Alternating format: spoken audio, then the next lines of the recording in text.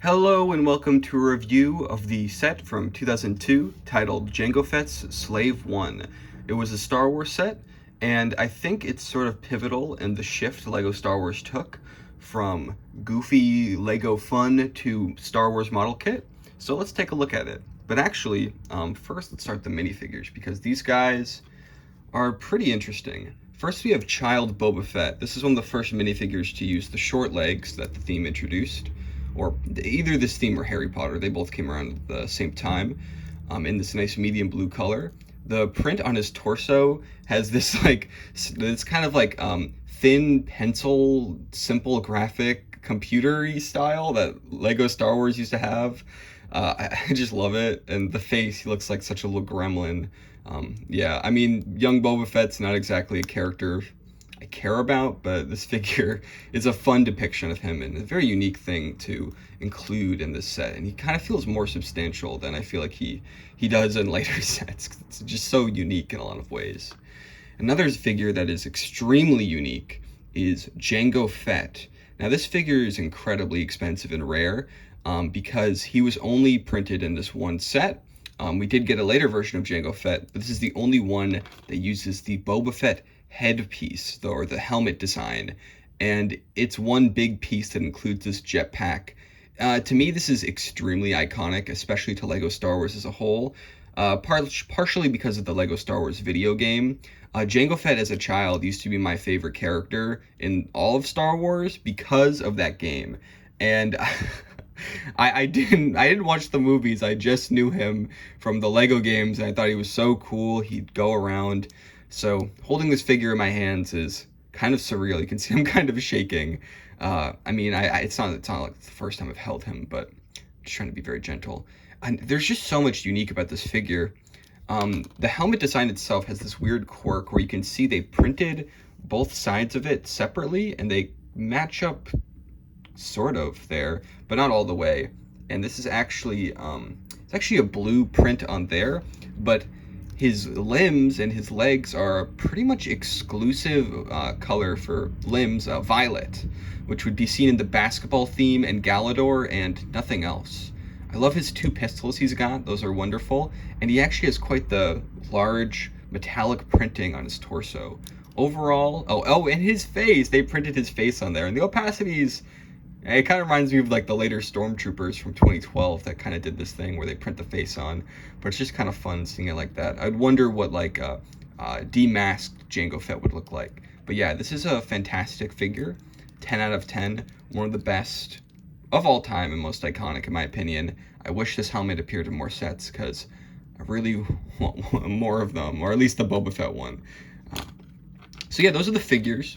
And those alone are kind of, like this one in particular, is kind of like, maybe it's not like showing a transition to the more detailed style that LEGO Star Wars figures would kind of go towards, but it's definitely a more deluxe, and the exclusivity of it kind of makes me feel that they were thinking more, I don't know, about, there's kind of a weirdness to like how this great figure was only put in this one set, even though there were plenty of Episode 2 sets.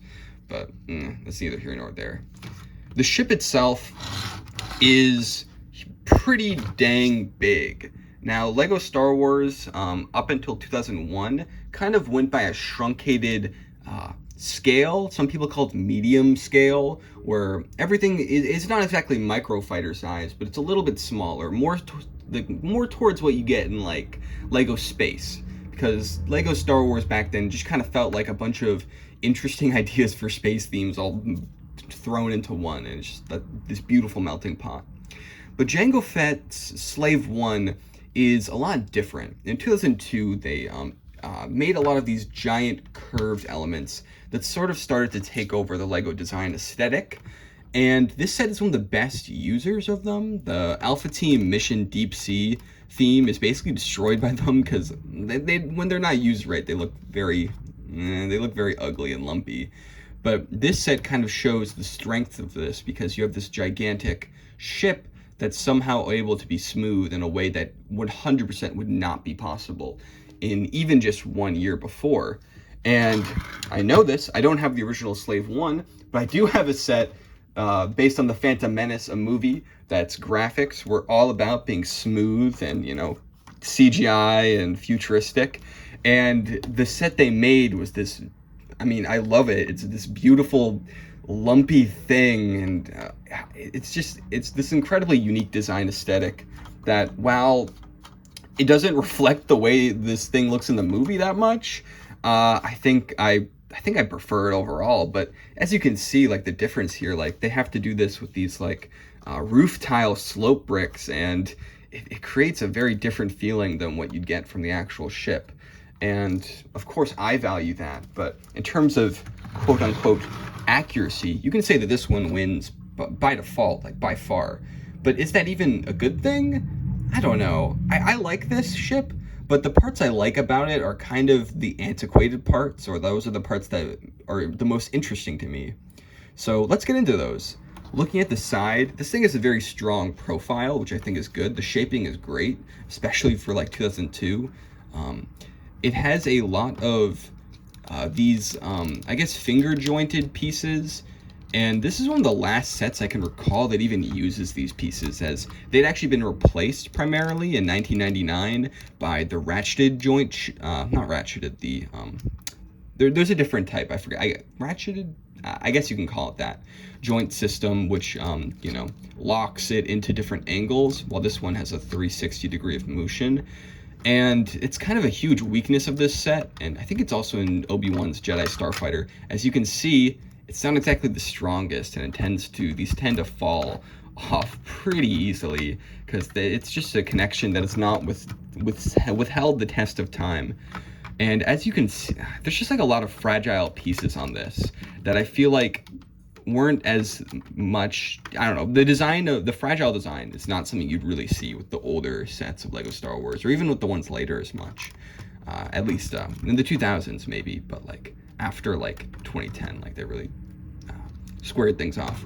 But yeah, so these weird finger joints, just not I mean, I love them aesthetically and what they bring and how they remind me of the old Lego aesthetic, but as functional things, they suck. A thing that is really interesting and actually good, in my opinion, is the use of bionicle pieces. Like, that is Pohatu's shoe extender, which is really interesting. And there's also this Technic piece. I'm not really sure. I mean, I don't think it's bionicle, but definitely Technic adjacent. And that just goes on there. It doesn't really have any stud connection besides that, which is very weird.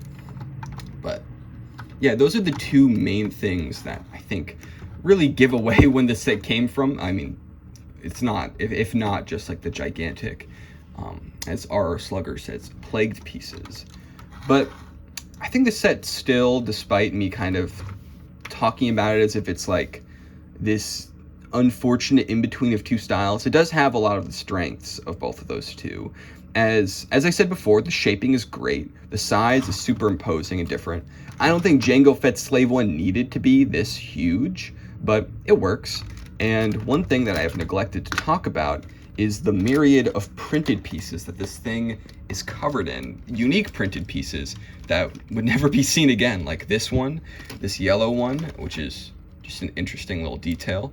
You've got this might be in a different set, but this one, this metallic one, part of it is like covered up. I don't know if it's intentional or not, but that might be another set, but I don't recall if it is.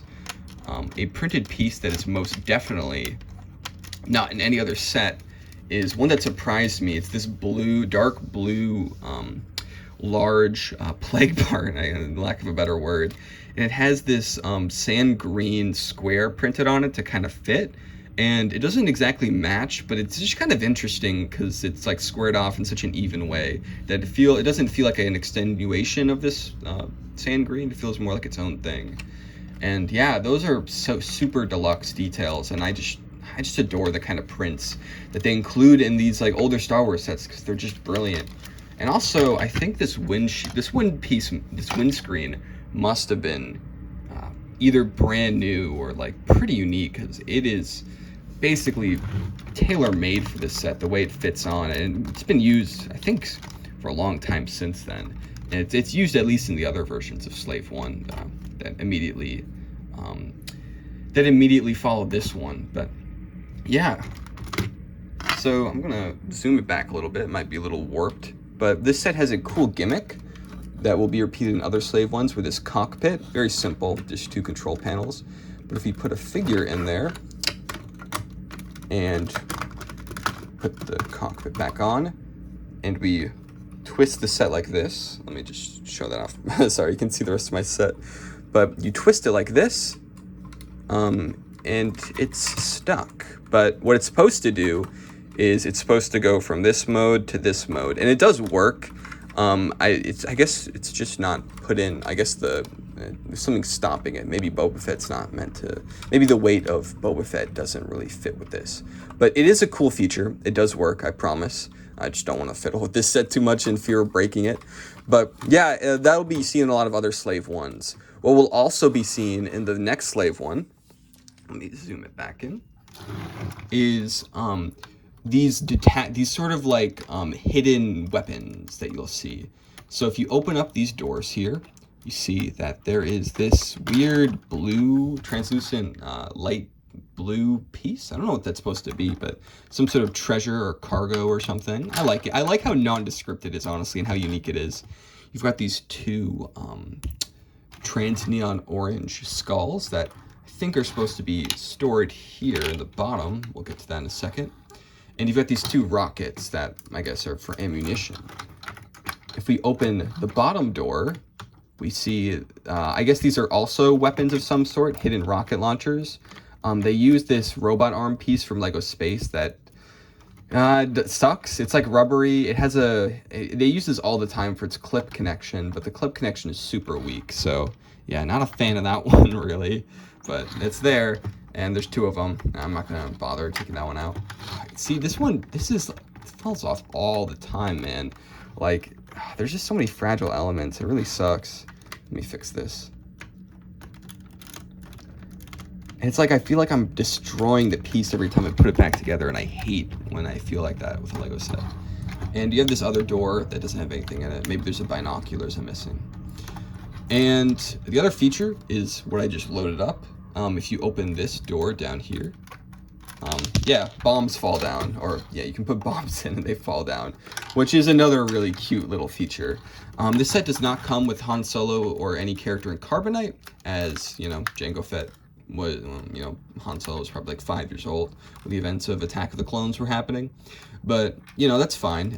We'll see that in the Boba Fett Slave one when I look at that next time. But the last feature I'd like to talk about is the magnet system, because this set has a magnetic cargo system, which is something that I also notice is in the Republic gunship, and I think those are the only 2 Star Wars sets that have magnets. It's just very weird. But it uses this sort of Alpha Team, Jack Stone looking piece. Just super weird and unique. It's, you know, you will not see this in any other Slave one, so it's very noteworthy. But yeah, it fits in the bottom here pretty well, pretty snug. You can also have some little stoppers, and you can kind of see how this thing is built structurally. Color-wise, dark blue was a pretty new color for the time, so I understand why it was used. It's not my favorite color, but it works. It's still very unique. I like the hints of yellow that you get everywhere. That's also good. I guess it's more about the design of Jango Fett Slave 1 in general that I think is good. I like it. I mean, Boba Fett's is probably my favorite. Particularly the colors they used in the original one, just old brown and green just hit the spot for me. But this captures the ship very well. And I guess there's also these cannons. Actually, one last notable thing. These cannons are on this Galador joint, but it's actually ratcheted. And this is a part that I didn't even realize existed this early on. I thought it was I mean, maybe I've built it with it before, but it's not one I really remember building with that often, because I'm more familiar with the Knights Kingdom style ratcheted joints that work off a similar system, but this is more clicky, very interesting. But yeah, I do like the sort of the rigidness of this. All in all, I think Jango Fett Slave 1 is definitely a interesting, thought-worthy set. Is it amazing? Is it worth getting today? For the price this thing goes for, I would say no. And the reason for that is that, it has been, there's not as many unique elements to this set as there are older Star Wars sets, particularly the first Slave one, which is one of a kind, basically in every way. And also, the antiquated elements, because they're so slight and because they sort of make the actual set worse rather than, in my opinion, make it more charming, it's hard for me to recommend them because of them. Like, it's hard to recommend the set based on them alone. You know, as much as I love finger joints and like the printed pieces and the weird use of bionicle pieces, it just doesn't make up for the structural lack of integrity the set has. And it also, it has weight, you know, it's too modern to really like make it feel like this antiquated treasure. But also, it's very much of note that this is the only Jango Fett Slave one they ever did. So in that way, it is pretty much completely unique and untouched. So that's cool.